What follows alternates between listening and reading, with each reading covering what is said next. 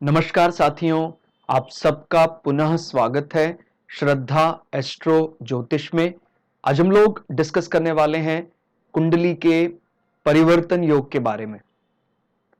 वैसे परिवर्तन योग हम सभी जानते हैं कि जब कोई दो ग्रह अलग अलग भावों को एक्सचेंज कर लेते हैं तो वो परिवर्तन योग माना जाता है। तो क्या परिवर्तन योग सदैव सभी एक से जाने जाएंगे या इनमें कुछ भिन्नता भी होती है? तो परिवर्तन योग निश्चित रूप से अलग अलग प्रकार के होते हैं और अगर हम परिवर्तन योग को फर्दर डिवाइड करना चाहें तो हम इनको 3 परिवर्तन योगों में बांट सकते हैं, जिसको हम वास्तव में परिवर्तन योग की जो परिभाषा निकली है या जिसका जो बल है वो उसके महायोग के कारण है। हम महायोग किसको मानेंगे? देखिए, ज्योतिष को शुरू करने से पहले सभी लोगों को जो उनके प्राइमरी ग्रंथ है वो भगवत गीता जैसे ग्रंथों का अध्ययन करना आवश्यक है। ऐसा क्यों कह रहा हूं बार बार? क्योंकि जब कभी हम अपनी कुंडली पर वो लगाते तो मन में एक व्यथा आ जाती है, अरे मेरे कुंडली में वो महान योग नहीं है, इसका मतलब मैं संसार के लायक नहीं हूं। याद रखिए, हर प्रकार से हर चार्ट महान है। परिवर्तन योग का दम नहीं मिला हुआ तो क्या हुआ? आपके चार्ट को मोक्ष योग का बल मिल रहा होगा, आपके चार्ट में धर्म योग का बल मिल रहा होगा, तो कहीं ना कहीं कोई ऐसे योग का बल आपको जरूर बली बनाएगा ही बनेगा। अगर हम ये कह दें कि 800 करोड़ आबादी है संसार की, आप हर चार्ट उठाकर देखिए जिसको हम सबसे निष्कृष्ट मानते हैं व्यक्ति की, यार इसके पास कोई कोई दमखम नहीं है, उसके चार्ट में भी ऐसे ऐसे अच्छे योग मिलेंगे आपको। तो प्रश्न यह है, उसी योग जो हमारा जीवन है उसको स्वीकार करना, ये सभी के लिए है। राजा को भी जब तक संतोष नहीं होगा तब तक उसको सुख मिलने वाला नहीं है। इसलिए याद रखिए, सबसे बड़ा जो सुख है वो संतोष से ही प्राप्त होगा। और त्वरित प्रभाव में कोई भी अपना मन व्यथित ना करे। अब कुछ लोग पूछ रहे हैं कि सर कल हमने अपना जीवन दिखाया था और आज ही परिवर्तन होना चाहिए, ऐसा नहीं होता। याद रखिए, कोई दवाई भी दी जाती है उसमें भी हमें समय लगता है, उसको भी असर, और पता लगा पिछले कई वर्षों से हम नेगेटिव रूप में ही जी रहे थे। हम जिसको मान रहे थे ये जीवन की सच्चाई है, वो वास्तव में सच्चाई नहीं थी, वो तो असत्य में जी रहे थे। और अब जब आज पता लगा है तो क्या वो एक ही दिन में बदल जाएगा? नहीं, समय लगता है। तो इसलिए संतोष, धैर्य साथ साथ चलना चाहिए। ठीक है, कहता जी मैंने संतोष कर लिया, लेकिन धैर्य नहीं हुए तो फिर तुरंत हम बिफर जाएंगे और पुराने उसी रास्ते में चले जाएंगे। क्लियर? इसीलिए धैर्य परम आवश्यक है। जहां तक बात कुंडली की है, कुंडली ने जो निर्धारित किया है हमारे प्रारब्ध में वो तो हमें मिलना ही है, उसमें कोई दो राय नहीं है। लेकिन जो ये प्रयोग करके लेने वाला कार्य है वो भी कुंडली का ही कहीं ना कहीं, जैसे कहते हैं प्रयोग करके मिलने का अर्थ यही है कि वो डायरेक्टली नहीं दे रहा है, वो किसी अप्रत्यक्ष रूप से कहीं से हमें मिल रहा है। तो परिवर्तन योग मुख्य रूप से इसी इनडायरेक्ट बेनिफिट की बात करता है। और परिवर्तन योग में सबसे ज्यादा शुभ योग कौन सा माना जाता है? परिवर्तन योग में महायोग को सबसे ज्यादा शुभ माना जाता है। अगर हम 11वें भाव जो हमने ग्रीन से रिंग किया है उनको अभी महायोग में हम देख रहे हैं, वो सबसे बली परिवर्तन योग होता है कि 11वें भाव का स्वामी लग्न के साथ एक्सचेंज में आ गया, यानी शनि यहां बैठ गया और मंगल यहां बैठ गया, या दूसरे भाव का स्वामी 11वें भाव के साथ एक्सचेंज में आ गया, या जो विष्णु त्रिकोण हमारे केंद्र हाउसेज है वो लक्ष्मी त्रिकोण के साथ एक्सचेंज कर लें अपने हाउसेस को, तो भी यहां महायोग का फल उसको मिलेगा। मतलब जैसे शुक्र, हमने भृगु संहिता में सीखा था कि शुक्र ज्यादा फेवरेबल नहीं मानता है अपने आप को इस हाउस में। हालांकि बृहस्पति की मीन राशि में शुक्र बड़ा आनंद लेता है, लेकिन यहां पर एक बड़ा नियम लागू हो गया कि अगर शुक्र यहां बैठा है और बृहस्पति यहां बैठ जाए तो फिर आपको परिवर्तन महायोग का फायदा मिलेगा। क्लियर हो गया? यानी अब हम धीरे धीरे सीढ़ी आगे चढ़ रहे हैं। अभी हमने अगर भृगु संहिता में देखा था कि भाई हमारा ग्रह शुक्र यहां बैठा हुआ है, तो कुछ चीजें हमें अनफेवरेबल मिली, लेकिन अगर कोई प्रयोग करके भी जीवन में किसी दूसरे व्यक्ति को पूज कर, इसको गुरु का भाव माना जाता है, इसको पिता का भाव माना जाता है, उनकी अर्चना और उनकी पूजा करके अगर हमें सप्तम भाव का सुख मिल रहा है, अगर हमें धन भाव का सुख मिल रहा है, तो हर्ज क्या है? मिल तो रहा है। इसलिए याद रखिए, जिनको बोलते हैं ना उपचार से मिलने वाला बल, वो सबसे ज्यादा परिवर्तन योग में ही लागू होता है। ध्यान रखिएगा, इसका मतलब कोई दूसरा माध्यम बन रहा है। मेरे जीवन में डायरेक्टली वो नहीं था, मैंने अपने आप को बड़ा अकेला पाया, लेकिन अगर परिवर्तन योग में स्पेशली केंद्र, त्रिकोण और इसमें द्वितीय भाव और एकादश भाव को शामिल किया गया है, तो ध्यान रखना महायोग परिवर्तन, जिसमें पहले तो इन्हीं को लिखा है भाई, अगर किसी व्यक्ति को इच्छा पूर्ति भौतिक सुखों की कल्पना है, तो भाई उसका 11वें भाव का स्वामी दूसरे भाव में बैठ गया, दूसरे भाव का स्वामी 11वें भाव में बैठ गया।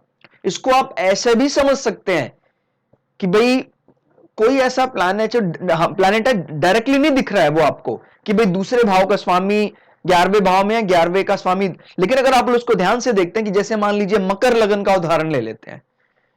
मैं क्यों बोल रहा हूं? अभी हाल ही में मेरे पास वो चार्ट आया था, तो मकर लग्न की कुंडली में लग्न में ही मंगल बैठे हुए थे, और मंगल वहां उच्च के हो जाते हैं, और मकर लगन की कुंडली में 11वें भाव में वृश्चिक राशि पड़ रही थी, जहां शनि बैठे हुए थे। तो प्रथम दृष्टा शनि हमें लग रहा है कि भाई वो तो खराब फल देगा, लेकिन हम भूल रहे हैं कि एक तो एकादश भाव में सामान्यतः सभी ग्रह लाभ दृष्टि के लिए अच्छे माने जाते हैं। जहां तक बात इसके जातक के बड़े भाई की है, जातक के चाचा की, उसके साथ भी इसका संबंध बन जाएंगे। क्यों? परिवर्तन महायोग का फायदा ले रहा है वो। एक तो लग्न और एकादश के स्वामी एक्सचेंज हो रहे हैं, और आप ध्यान से देखें तो इसके भौतिक सुखों में, इसके धन के एक्यूमुलेट करने में, उसका अपने शरीर में उपभोग करने पर भी कोई कसर नहीं रहेगी। कारण मकर लगन की कुंडली में शनि ना सिर्फ प्रथम भाव का स्वामी है, वो द्वितीय भाव का भी स्वामी। हम तो यह भी कह सकते हैं कि शनि जो दूसरे भाव का स्वामी है वो एकादश में बैठा है, और एकादश भाव का स्वामी शनि के घर के साथ एक्सचेंज में है, लेकिन एक्सचेंज उसने लग्न से किया है। फायदा उसको मिलेगा, यानी आपको वो दृष्टि भी रखनी है कि भाई दूसरे भाव का स्वामी और एकादश भाव का स्वामी एक्सचेंज में है, या हम जो डायरेक्टली देख पाते हैं इस भाव का स्वामी यहां बैठा हुआ है, इस भाव का स्वामी यहां बैठा हुआ है। तो आपको उस दृष्टि का भी ध्यान रखना है कि भाई कोई उसकी दूसरी राशि कहीं और भी पड़ रही है, और अगर वो एक्सचेंज में है तो भी इसका फल आपको अवश्य मिलेगा। क्लियर हो गया?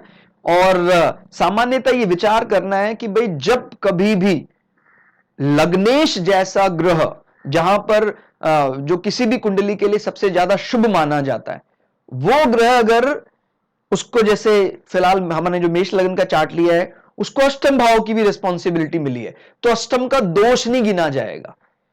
क्लियर होगा? जैसे शुक्र कभी लग्नेश बन रहे हैं, साथ साथ छठे भाव के भी स्वामी बन जाए, मंगल लग्नेश बन रहे हैं, अष्टम भाव के स्वामी बन जाए, तो उनको अष्टम भाव का दोष, यानी उसको लग्न की तरह ही मानकर देखना है।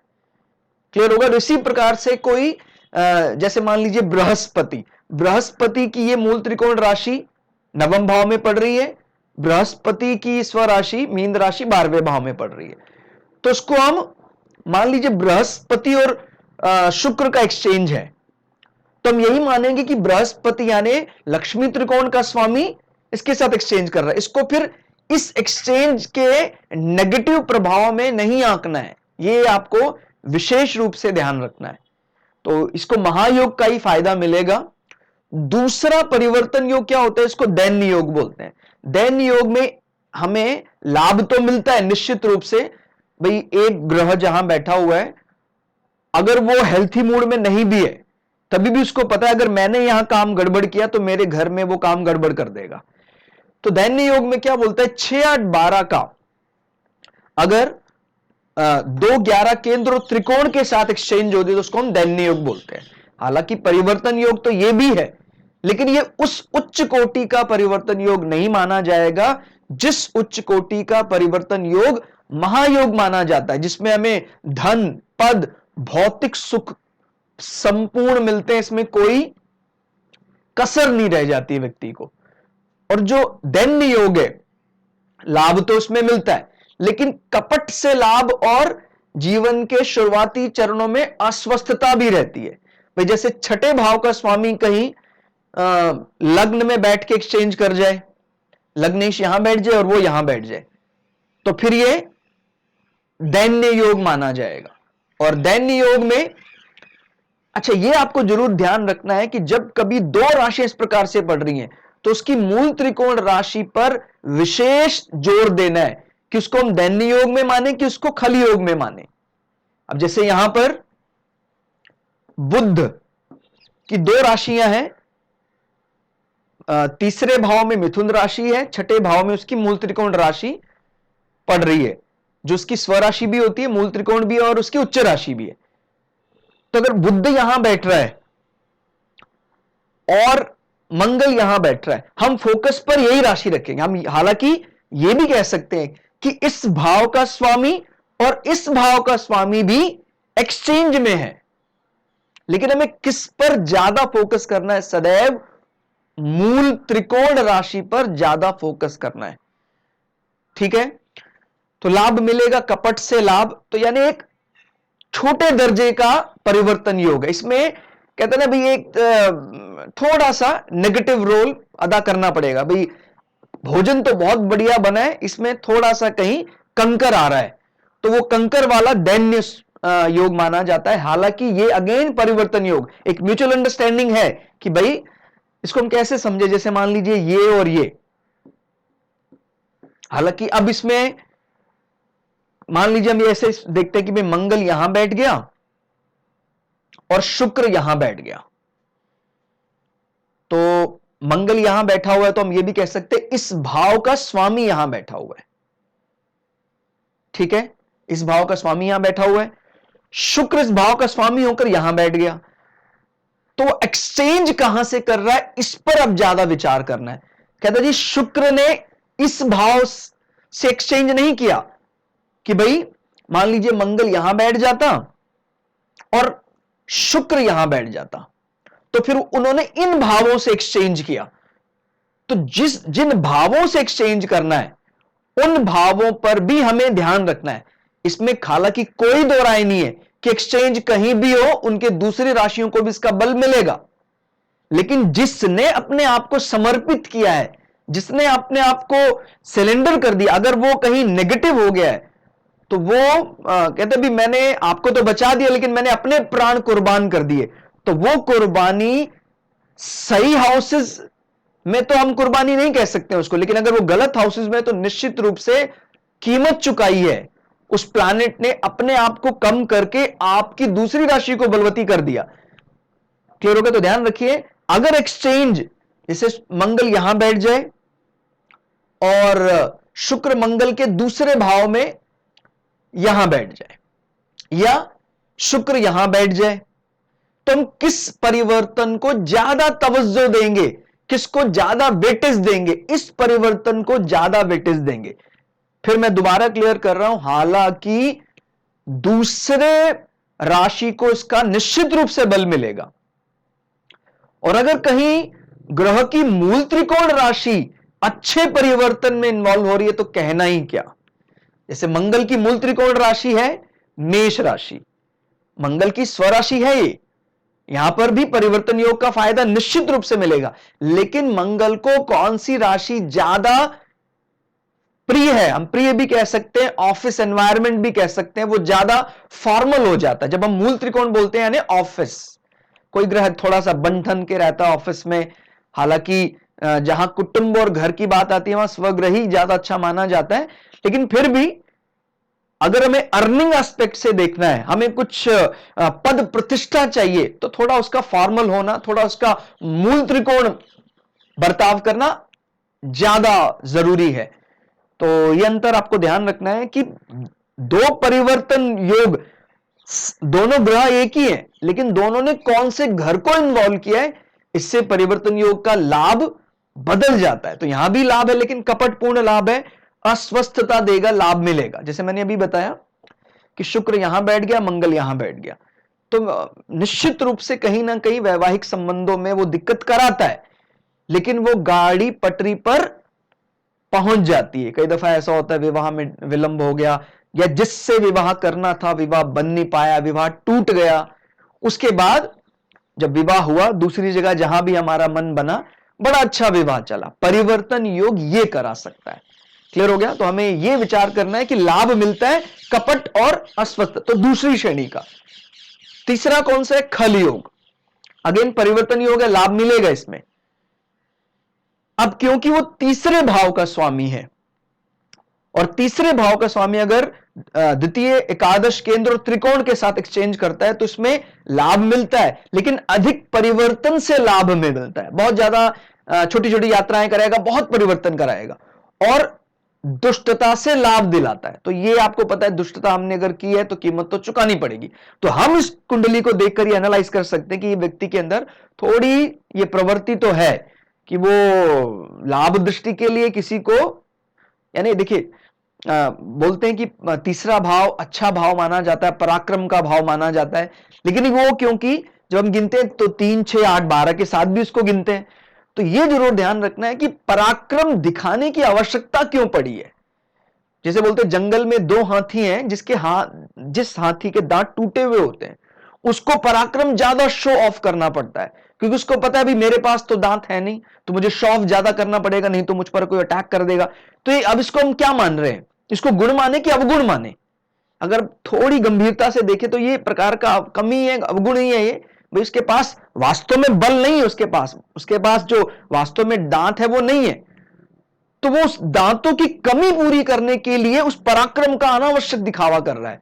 इसीलिए तृतीय भाव में जैसे मंगल जैसा ग्रह, शनि जैसा ग्रह, ठीक है हमें पराक्रमी बना देता है, लेकिन ऐसे कार्य हमने किए क्यों, या हमारा प्रारब्ध ऐसा था क्यों कि हमें वो शो ऑफ करना पड़ा?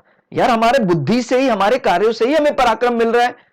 कहता जी वो तपस्वी ब्राह्मण है, उसको छोड़, जैसे आपने सुना होगा, ये कई ऐसी कई कहानियां माने हमारे जो पुराने ग्रंथों में वो जिसको हम बोलते हैं पुराण कह लीजिए, रामायण, महाभारत, वहां पर जिनको यूरोप की भाषा में हम माइथोलॉजी भी बोल देते हैं, हालांकि मेरे हिसाब से माइथोलॉजी वो है जो हमें मिथ का ज्ञान कराता है। हालांकि उनकी परिभाषा क्या है? जो मिथ है, जो मन से लिखा गया है। लेकिन अगर हम भारतीय मानस की बात करते तो माइथोलॉजी वो है जो मिथ से बचा ले, क्योंकि संसार वास्तव में क्या है? एक प्रकार का मिथ ही तो है। हम उसी मिथ में फंसे हुए हैं। हाय, लाइफ इज लाइक अ मरीचिका, मरीचिका जिसको मिराज बोलते हैं कि यार वहां जाएंगे तो सुख मिल जाएगा। तो माइथोलॉजी पढ़ने से वो मरीचिका या मिराज का भ्रम टूट जाता है। तो हमें यह ध्यान रखना है कि माइथोलॉजी है, लेकिन हमने उसका क्या मीनिंग, किस सेंस में लिया, वो ध्यान रखना है। इसको वो बोल रहा है कि ये तो मनगढ़ंत है, हम बोल रहे हैं कि नहीं, मनगढ़ंत माइथोलॉजी इसलिए क्योंकि वो मिथ से बचाने वाला है। भी ऐसे तो हर वास्तव में संसार में किसी चीज का कोई रिलेवेंस नहीं, आप क्या कर रहे हैं उस काम की कोई वैल्यू नहीं है। कहते जी मैं वहां काम करता हूं, मैं बहुत बड़ा स्क्रीन डायरेक्टर हूं, मैं बहुत बड़ा आर्टिस्ट हूं, वास्तव उस कार्य के बिना क्या हम जी नहीं सकते हैं? 80-90 उम्र के होने के बाद आपको लगेगा यार मैंने वास्तव में किया क्या है, तो वो हमारा वो कार्य नहीं है, चाहे आप कोई भी कार्य कर रहे हैं। कार्य तो हमारा ज्ञान प्राप्ति ही है।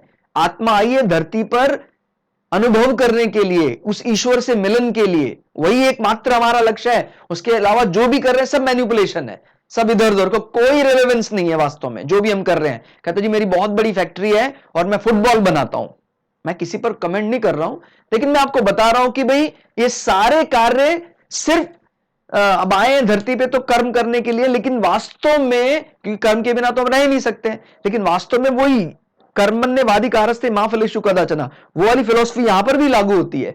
आप फुटबॉल फैक्ट्री में काम करते हैं, फुटबॉल बनाते हैं, बहुत बढ़िया है, लेकिन उसी में लिप्त होकर 24 घंटे वहीं विचार नहीं रखना है। आपको धरती से जाना भी है, इसीलिए साथ साथ सत्संग भी करते रहिए। तो ये दर्शन उसी को समझ में आएगा और वही उसका निचोड़, उसका गिस्ट निकाल पाएगा जिसकी विजन एकदम क्लियर है कि भाई मैं कर रहा हूं जो भी कार्य मैं करूं, ज्यादा लिप्त भी ना हो, पूरे होशो हवास में वो कार्य करूं, मुझे चवन्नी 25 पैसे का भी नुकसान ना हो। लेकिन ये नहीं कि मैं ऑफिस से अभी घर आ गया हूं तभी भी मैं रात को उसी के बारे में विचार कर रहा हूं। संसार के बाद भी कोई और लोक में जाना पड़ेगा अभी, तो इसको ही अपना परम सत्य ना मानो। तो इस प्रकार से आपको ध्यान रखना है, जब भी हम किसी प्लैनेट के हाउस के एक्सचेंज की बात करते हैं कि कौन से हाउस में वो एक्सचेंज कर रहा है, उससे संबंधित विषयों का हमें फायदा जरूर मिलेगा, लेकिन हमें त्वरित फायदे या इंस्टेंटेनियस इफेक्ट से घबराना नहीं है।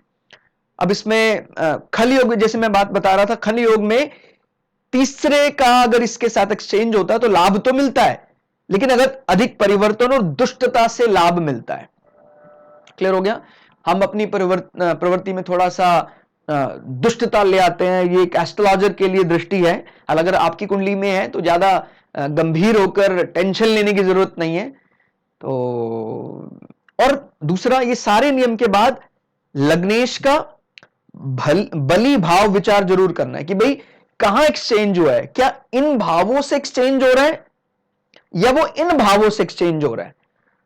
और इसके अलावा अगर कहीं एक्सेप्शनल केस क्या है, अगर वो 6-8 का एक्सचेंज आपस में हो जाए, 6-8-12 का, तो फिर वो परिवर्तन राजयोग का फायदा दे देगा। जैसे 6 का स्वामी 8 या 12 में बैठ गया, 8 का स्वामी 6 या 12 में बैठ गया, 12 का स्वामी 6 या 8 में बैठ गया, तो ये परिवर्तन राजयोग का फायदा दे देगा।